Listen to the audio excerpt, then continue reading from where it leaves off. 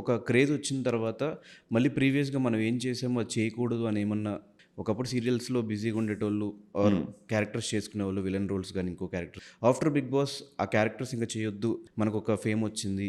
మనం ఈ పొజిషన్‌లో ఉండాలి. హీరోనే అవ్వాలి. అట్లా ఏమైనా పెట్టుకున్నారా?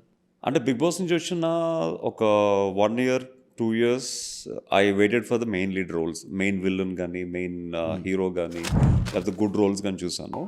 బట్ ఆబ్వియస్లీ కొంచెం పెద్ద బ్యానర్స్‌లో, పెద్ద బడ్జెట్ సినిమాల్లో డెఫినెట్‌గా ఇట్స్ అంటే ఈవెన్ నాకు మార్కెట్ అంత లేదు కాబట్టి నన్ను తీసుకొని రిస్క్ వాళ్ళు తీసుకోవడం కూడా నాకు ఇష్టం లేదు. వాళ్ళు కూడా తీసుకోదలుచుకోలేదు. That is fact actually.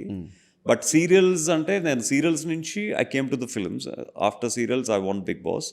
But సీరియల్స్‌లో మళ్ళీ బ్యాక్ వెళ్ళడం అనేది బికాస్ ఐ సీరియల్స్‌లో ఇన్ అండ్ అవుట్ చూసాను యాక్చువల్‌గా. I mean day and night morning 7కి వెళ్తే నైట్ 12 వరకు షూటింగ్ చేయడం ఇదంతా. But I felt that